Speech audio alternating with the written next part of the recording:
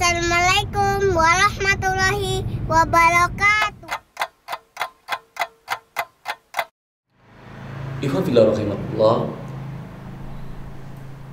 sahabat para pendengar Radio Ismail AM 774 Bahagia Bersama Al-Quran. Di kesempatan malam hari ini dalam kajian Muhasabah Malam Radio Ismail, kita kembali dipertemukan oleh Allah Subhanahu wa Ta'ala, dan mudah-mudahan pertemuan ini sebagai wasilah kita untuk dipertemukan Allah di jannah, insya Allah. Begitu juga para pemirsa yang mengikuti FB Abu Muhammad Duyono, dimanapun Anda berada saat ini yang juga sedang menyaksikan, mudah-mudahan ini juga menjadikan keberkahan kita dipertemukan kembali di majelis ini dalam Muhasabah Malam bersama Radio Ismail AM 774 Bahagia Bersama Al-Quran, yang mana pada kesempatan malam hari ini masih melanjutkan tentang pembahasan salah paham tentang KPR Syariah yang dimunculkan atau diunggah oleh saudara kita yang di dalam akun media sosialnya, yang pada kesempatan ini nama penulis atau yang menulis ini tidak disebutkan oleh narasumber, untuk bisa kita mengambil ibrah dari tulisannya tersebut. Karena sampai detik ini sudah 28 tahun perbankan syariah di Indonesia, namun literasi yang sampai ke masyarakat tidak lebih dari 11% yang untuk mengetahuinya, dan dari situ baru terakomodir menjadi nasabah. Porsi terhadap perbankan nasional baru 6,01%. Ini juga yang menyebabkan begitu banyak terjadi pemahaman atau mindset yang ada di masyarakat menganggap tidak jauh berbeda apa yang ada di bank konvensional dan juga apa yang ada di perbankan syariah. Ini yang mungkin narasumber akan sampaikan kepada umat, ya, yang terutama para pendengar, ya, radio kesayangan kita, Radio Ismail AM 774, ya, Bahagia Bersama Al-Quran ini. Jadi kita merujuk kepada apa yang diinformasikan dalam Al-Quran was sunnah yang dipahami oleh para sahabat, dan juga para pemirsa yang terus mengikuti FB Abu Muhammad Duyono, ya. Di pekan yang kemarin, pekan lalu, kita sudah bahas sampai poin kelima, ya, dari yang kita bahas, di mana nasabah mengaku saat akad nih memang dijelaskan perihal bunga seperti piramida terbalik, namun tidak detail berapa pokok dan bunga yang diberlakukan setiap bulan. Ini harusnya tidak terjadi kalau dia hadir di perbankan syariah. Nah, sayangnya praktisi perbankan syariah ini tidak meluruskan kepada yang bersangkutan, ya. Iya. Maka harus diketahui kalau di bank syariah, kalau dia namanya pinjaman, ya, itu tidak akan mungkin ada bunga. Pinjaman itu akad tabaru dan tidak ada bunga, ya, tidak ada syarat di awal tambahan yang dikenal di masyarakat namanya bunga. Karena ini akad sosial, ya. Jadi bank syariah bisa mendapatkan untung ini dari akad jual beli yang maklum di tengah masyarakat adalah akad murabaha. Juga nanti ada sewa, akad ijaro, nanti ada akad investasi, musyarakah, mudharabah. Tapi yang kita bahas ini, akad ini adalah akad murabaha. Konsep murabaha kemarin sudah dijelaskan, tidak ada yang namanya pinjam uang. Namanya murabaha itu adalah dapat barang, ya, barangnya ada, jadi nasabahnya dapat barang, ya. Dia bisa dibayar kontan langsung, namun kalau di bank syariah nggak mungkin bayar kontan, dia bayarnya secara cicilan. Nah, di sini, ya, yang harus dipahami oleh masyarakat bahwa bank syariah itu nanti akan menyampaikan sesuai dengan fatwa DSN MUI nomor 4 tahun 2000 di pasal pertama ayat 6. Di situ ada harga jual. Harga jual itu harus menyampaikan harga belinya tidak boleh berubah ya, kecuali ada tambahan biaya yang diperlukan untuk mendapatkan barang tersebut. Jadi menjadikan harga perolehan ya. Jadi di situ harga beli itu bisa jadi harga perolehan apabila ada tambahan biaya untuk mendapatkan barang tersebut. Itu tidak boleh berubah walaupun Rp1 dan tidak boleh mencari keuntungan di harga beli ini. Dia harus pas betul. Ya. Jadi kalau kita belinya 200, ada biaya 10 jadi 210. Kalau tidak ada biaya tetap harus kita sampaikan 200. Maka ketika kita beli 200.000, terus kita harus sampaikan juga keuntungan kita berapa yang diinginkan. Keuntungan kita yang diinginkan 200. Maka harga jualnya adalah 400. Ya, ini bila disepakati maka harga 400 ini tidak akan berubah. Tidak akan berubah sesuai yang disepakati, apakah mau 1 tahun, 5 tahun, 10 tahun, 15 tahun atau 20 tahun. Kalau dia sudah disepakati.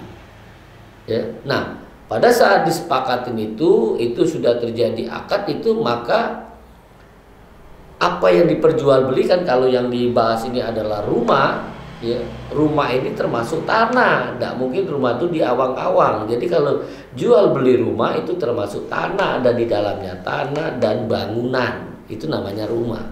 Tidak mungkin rumahnya diawang-awang ya, tanahnya di mana gitu ya. Nah, jadi namanya itu kalau jual beli rumah itu adalah tanah dan bangunan ya.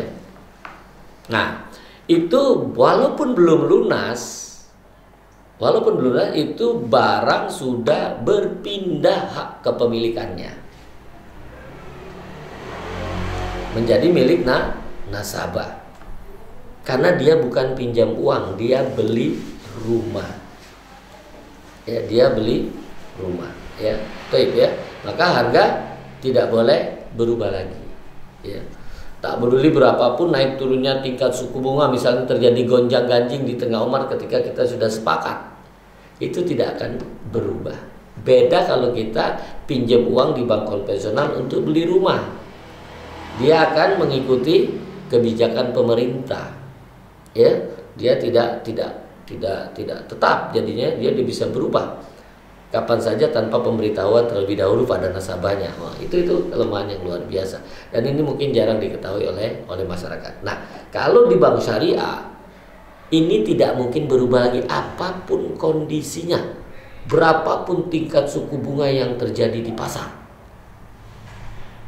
Nah, di sini narasumber ingin memberitahu kepada umat, ya, kepada masyarakat, bandingkan dengan yang dilakukan bank konvensional.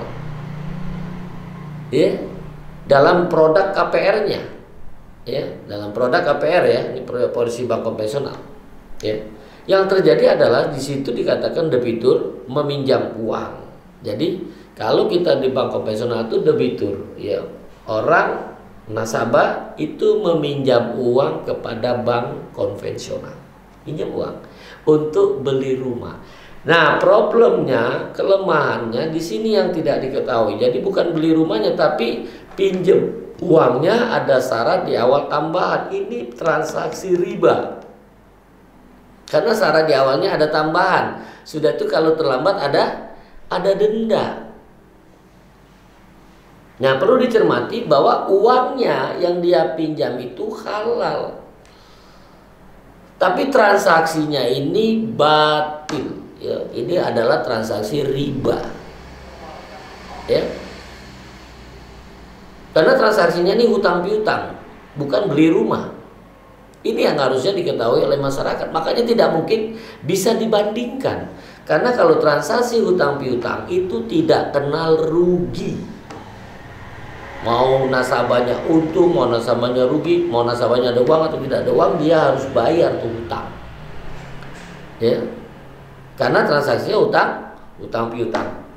Dapat uang dengan cara riba. Nah, dapat uang dengan cara riba. Maka bunga yang dikenakan pun bisa berubah-ubah. Ya, bisa berubah-ubah tergantung kebijakan yang dikeluarkan oleh Bank Indonesia, yaitu kebijakan rate Bank Indonesia. Ini ya, itu yang harusnya diketahui. Jadi Tidak mungkin ada bunga kalau ada di bank syariah ya. Jadi tidak ada tuh yang utama disebutkan tadi piramida terbalik. Nah, ya, karena kita di sini adalah harga jual. Harga jual yang sepakati dikurangi DP. Jadi DP itu di poin 2 ya. Pasal 2 poin 7 poin A ya. Nah, di situ dikasih tahu bahwa DP itu kalau kita jadi jual belinya itu mengurangi harga jual. Nah, setelah itu kan tidak akan berubah lagi, tidak ada denda keterlambatan. Ada di bank syariah denda keterlambatan? Enggak, yang ada itu denda bagi orang yang punya uang menunda-nunda pembayaran. Dan denda itu tidak menjadi pendapatan bank syariah. Dia diberikan ke lembaga sosial karena tahu itu adalah riba. Ya. Kita masuk yang ke-6 ini apa? Nasabah ini berujar, ini bank syariah yang termurah, dalam kurung. Saya sudah cek ke semua bank syariah sebelum akad, tutup kurung ya. Lalu bagaimana dengan bank konvensional? Ini salah satu tulisan yang diucapkan oleh nasabah ya. Nah, sebelumnya penulis ingin mengingatkan nasabah nih ya, bahwa bagi seorang muslim, bukankah lebih utama melihat sisi halal haramnya transaksi ketimbang sisi murah mahal?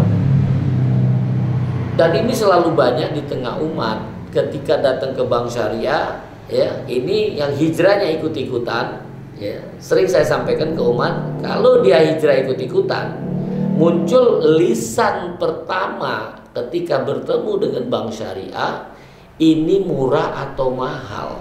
Ini yang hijrah ikut-ikutan, bukan karena Allah. Bukan karena Allah.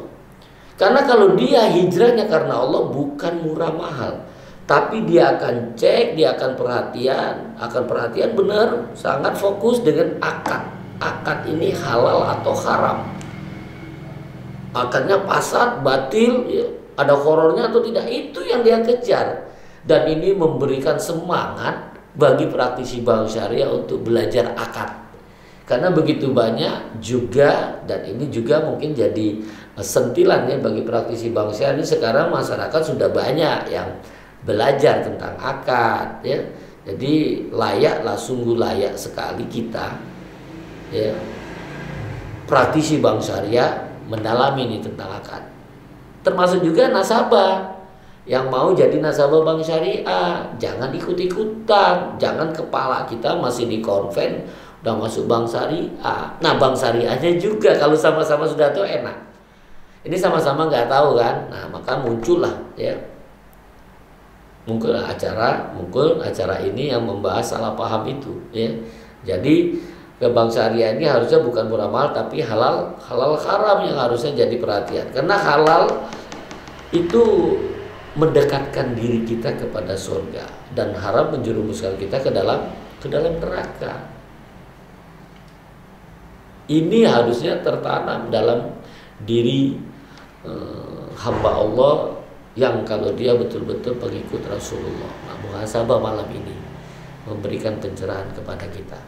Apa yang sudah kita lakukan? Apakah sudah benar kita ketika datang ke bank syariah? Niat kita itu betul-betul ingin bertobat kepada Allah, ingin menjalankan Islam secara kafah, atau hanya ingin cari tadi murah?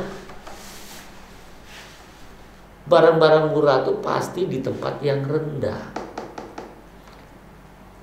ya, tidak mungkin ya kalau lihat ya. Jadi harga itu tergantung lokasi juga. Ini wajar lah kalau kita neraka surga harus ada beda dong, ya kan? Iya. Nah, dengan ini kita terbuka, iya dong. Karena tadi sudah dikasih tahu secara ilmiah, kalau sudah terjadi akad jual beli, ini harga nggak mungkin berubah lagi. Padahal ini akan muncul sampai 15 tahun. Kita beli rumah, ada yang 20 tahun, itu nggak berubah lagi. Padahal akadnya saat ini. Nanti apapun gejolak di sana tidak berubah lagi. Sementara harga rumah itu bisa naik, ya jelas akan naik, nggak mungkin turun dari saat ini. Minimal tanahnya itu yang meningkat, nilai tanah. Ya mungkin nilai bangunannya bisa turun, tapi harga tanahnya meningkat. Ya, jadi sangat-sangat beruntung masyarakat kalau dia bertransaksi dengan bank syariah. Beda kalau kita di konvensional pinjam uang, Ya, pinjam uang bisa ngikutin zaman, ya, inflasi dia ikut juga menanggung inflasinya. Kalau ini enggak, ketutup dengan peningkatan harga tanahnya. Nah, ini yang perlu jadi perhatiannya. Maka di sini jika dikaitkan hal-hal ini, seorang muslim akan memaknai murah mahal itu dengan cara nih yang kita sebutin. Mahal adalah, nah, definisinya nih, mahal adalah segala yang haram dan kita tak sudi membelinya, sekalipun kita mampu membelinya. Jadi kita tuh punya uang.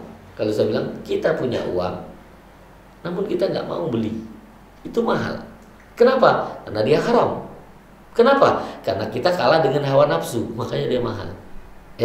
Nah, sedangkan murah adalah segala yang halal dan karena itu kita berusaha atau bersedia membelinya walaupun nggak punya uang. Kan bisa kredit, ya kan? Iya. Nah, ketika antum kredit dengan bank syariah, jadi berapapun harga yang diberikan bank syariah itu murah. Yang nggak mampu tanda tangan ke bank syariah itu baru mahal. Iya. Jadi berapapun antum kalau transaksi dengan bank konvensional, ya, berapapun harganya itu mahal. Karena antum membeli yang haram. Kenapa? Anda pinjam uangnya itu haram. Waktu belinya iya, ya, transaksi yang antum dapatkan dari minjam uangnya itu yang dilarang dalam syariat. Karena di situ ada syarat di awal tambahan dan ada denda keterlambatan. Makanya hati-hatilah, ya, hati-hati. Makanya yuk kita tinjau lagi. Betulkah klaim bahwa harga jual dari bank syariah itu mahal? Kalau sudah tahu konsep ini, ya, perhatikan. Dalam kasus ini kesepakatan yang terjadi adalah untuk 15 tahun ke depan. Nih dalam kasus yang kita bahas ini, bagaimana mungkin masih disebut mahal?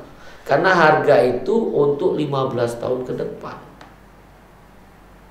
Nah, nasabah menganggap harga jual dianggap mahal karena nasabah melihat mengalami transaksi ribawi, yakni pinjam meminjam uang. Bukan beli barangnya, tapi pinjam uang yang berubah, ya. Jadi kepalanya masih seperti itu. Nah, nasabah sebagai peminjam uang atau debitur dan bank sebagai pemberi pinjaman atau kreditur, nasabah datang ke bank dan yang didapat dari bank adalah uang. Jadi kalau antum sekalian datang ke bank syariah, itu bukan uang kalau akad murabah, yang didapat adalah barang. Kalau kita ke bank konvensional, jelas yang kita dapat adalah uang. Setelah kita dapat uang baru kita beli barang, ya. Ini itu yang harusnya kita ketahui, ya. Jadi artinya tadi sudah kita sampaikan, ya. Jadi kalau kita lihat dari transaksi murabah ini, berapapun harganya untuk tanda tangan itu murah. Dalam transaksi ini nasabah kepada bank syariah sebagai nasabah itu kalau dia ke bank syariah sebagai pembeli rumah, bukan peminjam uang. Sementara bank syariah itu berlaku sebagai penjual rumah. Karena bank syariahnya harus ada barangnya. Minimal kalau yang diperjualbelikan SHM-nya sama IMB-nya itu yang nanti akan diberikan kepada nasabah tersebut. Ya. Nasabah tersebut, ya. Jadi nasabah yang datang ke bank syariah itu, ya, dia tidak dapat uang. Tidak dapat uang kalau dia berakad murabah. Perhatiin lagi, ya. Nasabah yang datang ke bank syariah bila berakad murabah, bank syariahnya harus punya barang. Jadi nasabahnya dapat barang. Ya, bayarnya secara cicilan, tidak boleh ada denda keterlambatan. Ya, boleh ada denda keterlambatan. Ya, setelah akad, nasabah akan diberikan SHM, diberikan IMB. Itulah sudah terjadi jual beli, berpindah hak kepemilikannya. Itu harusnya transaksi seperti itu. Ya, nah. Mari simulasikan. Bila hari ini rumah yang dibeli bank syariah adalah 475 juta sesuai yang dituliskan ini, kira-kira berapa harga rumah pada 15 tahun mendatang? Kalau hari ini 475, berapa?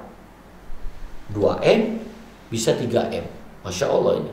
Enggak 4 hingga 6 kali harga beli kita. Dan itu memang kondisinya yang ada. Itu terjadi pada diri Ana ketika saya beli ya 15 tahun yang lalu. Memang betul-betul lonjakan harganya luar biasa. Ya.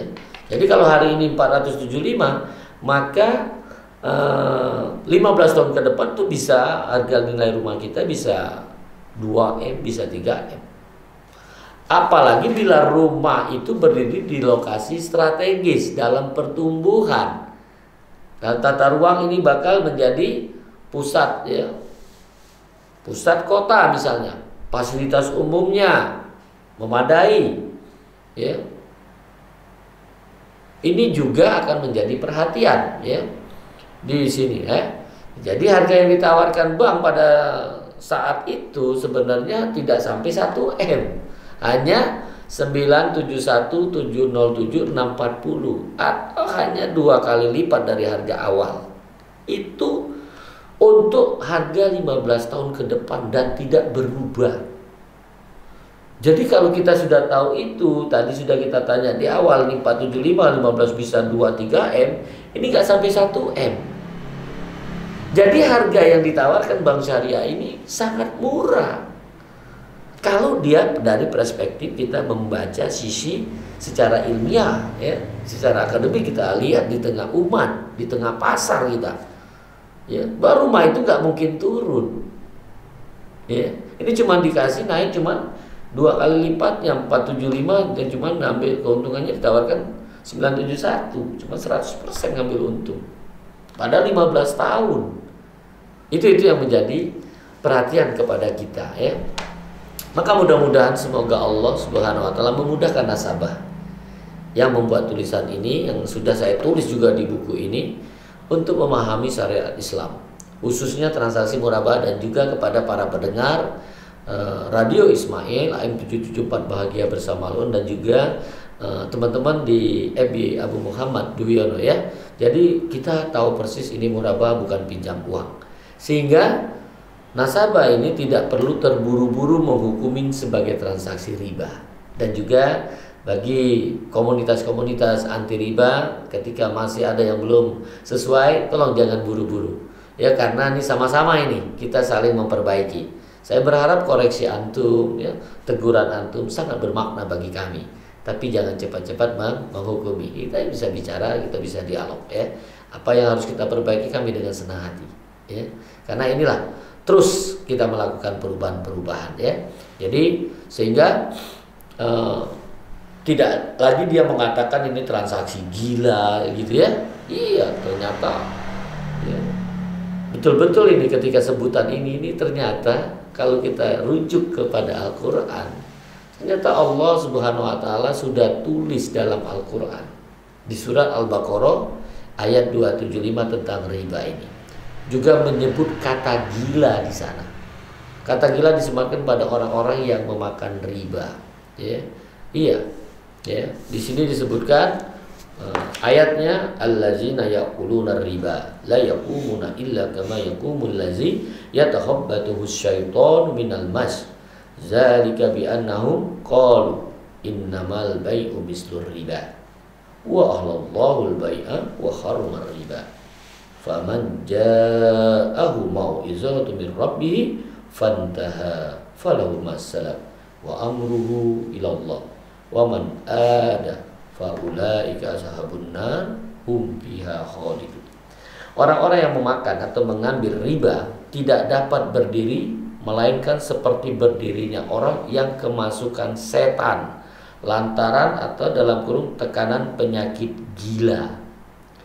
Keadaan mereka yang demikian itu adalah disebabkan mereka berkata atau berpendapat sesungguhnya jual beli itu sama dengan riba. Hati-hati yang mengatakan jual beli sama dengan riba, tercantum dalam Al-Quran.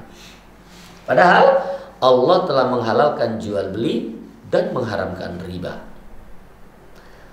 Lanjutkan ayat ini adalah orang-orang yang telah sampai kepadanya larangan dari Tuhannya lalu terus berhenti. Jadi dah tahu ini hari ini, terus kita berhenti, tidak mau mengamalkan lagi dari mengambil riba, maka baginya apa yang telah diambilnya dahulu sebelum datang larangan ini. Dan urusan terserah kepada Allah, bukan kepada manusia ya, kepada Allah. Orang yang kembali mengambil riba, maka itu adalah penghuni-penghuni neraka.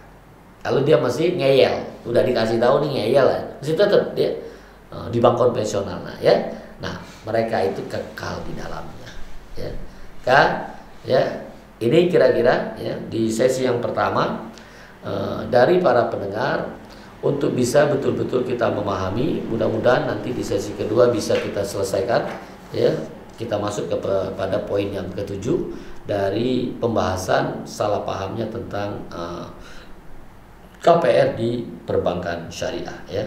Sementara tunggu, jangan kemana-mana setelah yang satu.